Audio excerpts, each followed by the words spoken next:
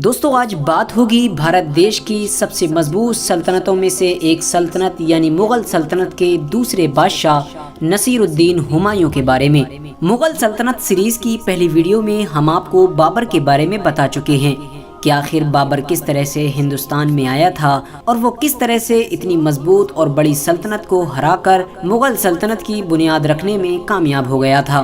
दोस्तों आज की इस वीडियो में हम जानने वाले हैं कि आखिर मुगल सल्तनत का दूसरा सुल्तान यानी हुमायूं कौन था, उन्होंने अपनी पूरी जिंदगी कैसे गुजारी और उनके दौर में मुगल सल्तनत का कैसा हाल रहा। साथ ही साथ हम ये भी जानेंगे कि इतनी बड़ी सल्तनत का सुल्तान होने के बावजूद भी आखिर अचानक ऐसा क्या हो गया था कि हुमायूं को दो वक्त की रोटी भी नहीं मिल पा रही थी। उसने अपनी आधी उम्र जंगलों में ही भटक भटक कर गुजार दी थी। साथ ही साथ हम ये भी जानेंगे कि आखिर बहुत से लोग जो ये दावा करते हैं कि मुगल सल्तनत के सारे राजा हिंदुस्तान में सिर्फ और सिर्फ गैर मुस्लिमों को मुसलमान बनाने आए थे, तो उनके दावे में क्या सच्चाई है? क्या सच में सारे मुगल सुल्तान हिंदुस्तान में मुसलमानों की आबादी बढ़ाने आए थे, पूरे हिंदुस्तान को मुसलमान बनाने आए थे? तो इस तरह की तमाम चीज़ें आज की इस वीडियो में हम जानने वाले हैं। वीडियो शुरू करने से पहले बस मेरी आपसे छोटी सी गुजारिश है कि नए आने वाले दोस्त चैनल को सब्सक्राइब करके साथ ही में बेल आइकन को भी प्रेस करें और हमारी हौसला अफजाई के लिए हमेशा की तरह हमारी इस वीडियो को भी लाइक कर दें, ताकि इसी तरह की नॉलेजेबल और हिस्टोरिकल वीडियोस का ये सिलसिला हम जारी रख सकें। दोस्तों हुमायूं की पैदाइश 1508 में काबुल शहर में हुई थी, जो आज अफगानिस्तान देश में मौजूद है। हुमायूं के वालिद यानी फादर का नाम ज़हीरुद्दीन बाबर था, जो हिंदुस्तान में मुगल सल्तनत के फाउंडर माने जाते हैं। हुमायूं के 3 भाई थे। कहा जाता है कि जब हुमायूं की उम्र सिर्फ 15 साल थी, तभी से ही वो अपने वालिद यानी बाबर को सल्तनत के मामले में मशवरे देने लगा था, और ज़हीरुद्दीन बाबर भी हुमायूं की इतनी कम उम्र होने के बावजूद भी उसके मशवरे को बहुत अहमियत दिया करता था। हिस्ट्री की बहुत सारी बुक से ये बात मालूम चलती है कि जब ज़हीरुद्दीन बाबर ने भारत पर हमला किया था और भारत को फतह किया था, तो उस जंग में भी हुमायूं का बहुत अहम किरदार था। हर मौके पर हुमायूं ने अपने फादर यानी ज़हीरुद्दीन बाबर की बहुत मदद की थी। भारत की जीत में बाबर की सबसे अहम और सबसे बड़ी जंग, जिसे हम पानीपत की जंग के नाम से जानते हैं, उसकी जीत में भी बाबर की तरफ से हुमायूं ने बड़ा अहम किरदार अदा किया था। कहा जाता है कि जब बाबर ने 1526 की लड़ाई में इब्राहिम लोदी को हरा दिया था और उसके बाद वो दिल्ली की सल्तनत पर कब्जा करने के लिए दिल्ली की तरफ रवाना हुआ, तो आगरा में उसकी मुलाकात उसके बेटे हुमायूं से हुई। हुमायूं ने अपने वालिद बाबर को कीमती खजानों के साथ साथ कोहिनूर हीरा भी पेश किया, लेकिन बाबर ने हुमायूं की बहादुरी और होशियारी से खुश होकर कोहिनूर हीरे के साथ साथ वो सारा माल तोहफे के तौर पर हुमायूं को ही वापस कर दिया था। 1528 में ज़हीरुद्दीन बाबर ने हिसार और फिरोजा जैसे अपनी सल्तनत के कीमती इलाकों को अपने बेटे हुमायूं के सुपुर्द कर दिया था, जो इस बात की तरफ इशारा था कि बाबर भी मरने के बाद अपने सारे बेटों में से हुमायूं को ही अपना अगला सुल्तान बनाना चाहता है। कहा जाता है कि बाबर ने अपने बेटे हुमायूं को मरने से पहले ये नसीहत की थी कि ए हुमायूं, अगर मेरे मरने के बाद मेरी सल्तनत तुम्हारे पास आ जाए तो तुम अपने भाइयों के साथ अच्छा सलूक करना, यानी उनके साथ जुल्म और सितम ना करना। हुमायूं ने भी अपने बाप यानी ज़हीरुद्दीन बाबर से ये वादा कर लिया था कि जब उसके पास ये सल्तनत आएगी तो वो अपने भाइयों का बहुत अच्छी तरह से ख्याल रखेगा। आखिरकार 1530 में बाबर की वफात हो गई।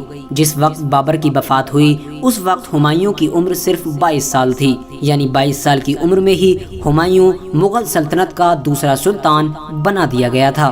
बाबर के बाद जैसे ही हुमायूं मुगल सल्तनत का अगला सुल्तान बना, वैसे ही बागियों ने अपने सर उठाना शुरू कर दिए। किसी इलाके में बाबर के दौर के आला अफसर बगावत कर रहे थे, तो किसी इलाके में तो खुद हुमायूं के भाई ही उसके खिलाफ बगावत कर रहे थे।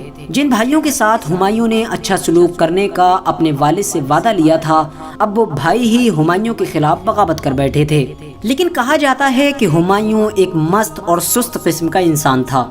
यही वजह थी कि ऐसी कंडीशन में जहां हुमायूं को चाहिए था कि वो सतर्क रहता और अपनी होशियारी और बहादुरी के ज़रिए से सारी बगावतों को कुचलना शुरू करता, लेकिन वहीं दूसरी तरफ हुमायूं ने सुस्ती दिखाई और उसने कोई भी ऐसा कड़ा कदम नहीं उठाया कि जिससे वो अपनी बगावतों को दबा सके। इस सुस्ती का नतीजा ये हुआ کہ دھیرے دھیرے ہمایوں کے ہاتھوں سے سلطنت چلی گئی، اور ایک وقت وہ آیا کہ جب دہلی سلطنت پر بھی شیر خان نام کے ایک صوبے دار کا قبضہ ہو گیا، جسے آج ہم سب شیر شاہ سوری کے نام سے جانتے ہیں۔